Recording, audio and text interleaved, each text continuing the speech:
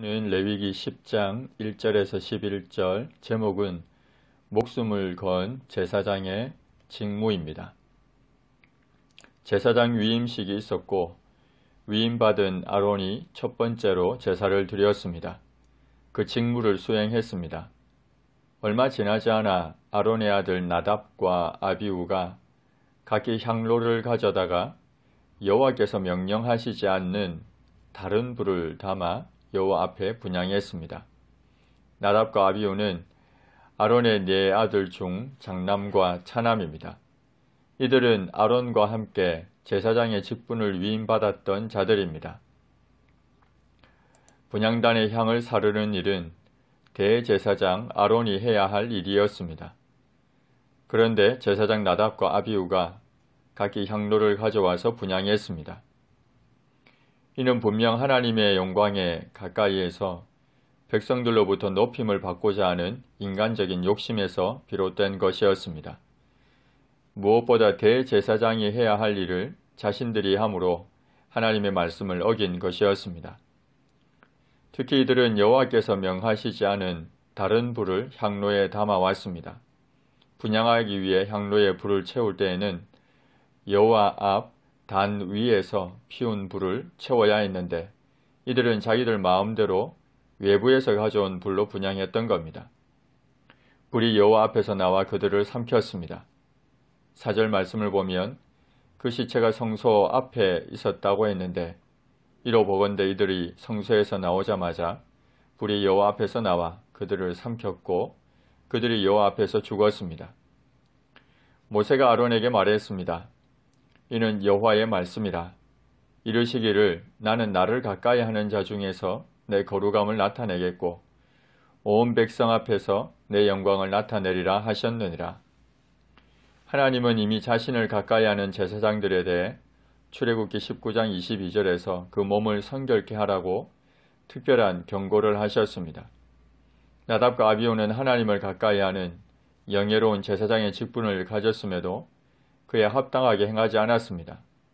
인간적인 욕심으로 백성들 앞에서 자신을 높이려 했고 하나님의 명령을 어겼습니다. 그래서 하나님은 이에 대한 엄중한 책임을 물어 심판하셨습니다. 그렇게 함으로 하나님의 거룩함을 나타내셨고 온 백성 앞에서 하나님의 영광을 나타내셨습니다. 주님께서도 많은 일을 맡은 자에게는 많이 달라 할 것이라고 하셨고 야고보 사도 역시 선생된 자들이 더 큰 심판을 받을 것이라고 경고했습니다. 모세가 이 말을 하자 아론이 잠잠했습니다. 비록 자신의 두 아들이 죽었지만 하나님의 공의로운 심판을 겸허히 인정했습니다. 모세가 아론의 삼촌 우시엘의 아들 미사엘과 엘사반을 불러서 그들에게 이르기를 나와 너희 형제들을 성소 앞에서 진영 밖으로 메고 나가라고 했습니다.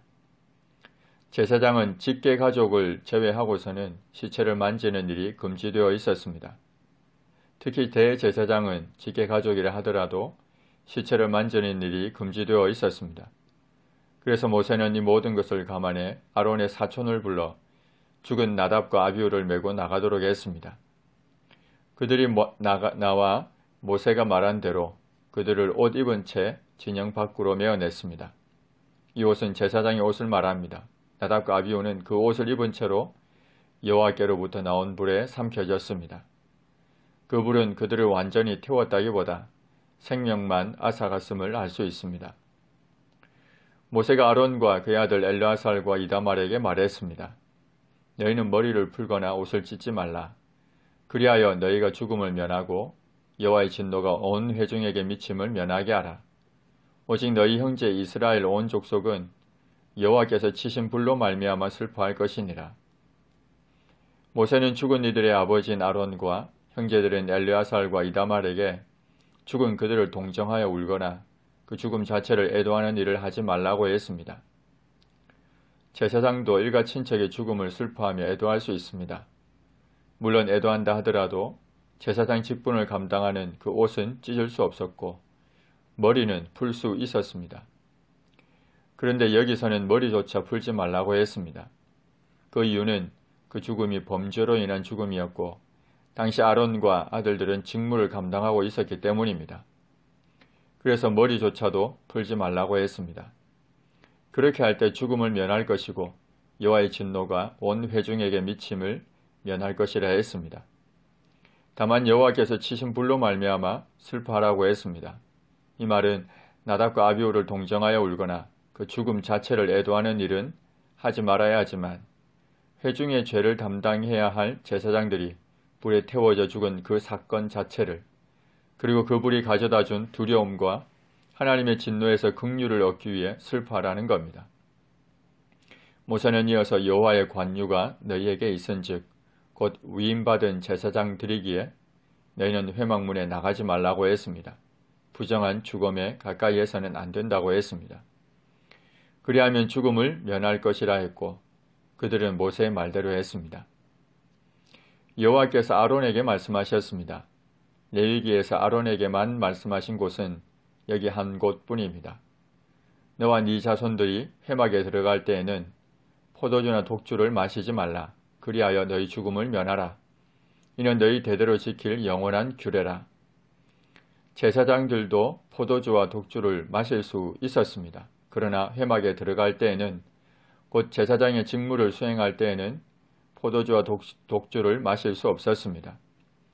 왜냐하면 그 직무를 수행할 때 포도주와 독주를 마시지 않아야 이성이 둔화되지 않고 올바르게 판단할 수 있기 때문입니다. 거룩하고 속된 것을 분별하며 부정하고 정한 것을 분별할 수 있기 때문입니다. 성막과 관련해서 거룩하고 속된 것을 분별하고 종교적이며 의식적인 것과 관련해서 부정하고 정한 것을 분별할 수 있기 때문입니다.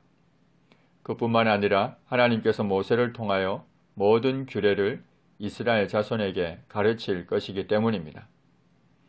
우리는 여기서 제사장이 직무를 수행하지 않을 때에는 포도주와 독주를 마셔도 된다는 것 때문에 혹 오해할 수도 있습니다. 성경의 전체적인 교훈은 어떤 상황에서도 술은 여전히 경계해야 할 문제라고 이야기합니다. 잠언 23장 29절부터 35절까지의 말씀을 보면 술에 잠긴 자에게 재앙이 있고 근심이 있고 분쟁이 있고 원망이 있고 상처가 있다고 이야기합니다. 뿐만 아니라 술은 마침내 뱀같이 물어서 눈에는 괴이한 것이 보이고 마음은 구부러진 말을 할 것이라 했습니다. 나아가 술이 깨면 다시 술을 찾을 것이라 했습니다. 이사야서 5장 11절과 12절에서도 술 취한 자들에게 화를 선언하면서 그들이 여호와께서 행하시는 일에 관심을 두지 않는다고 했습니다. 에베소서 5장 17절과 18절에서도 주의 뜻이 무엇인가 이해하기 위해 술 취하지 말고 오직 성령으로 충만함을 받으라고 했습니다.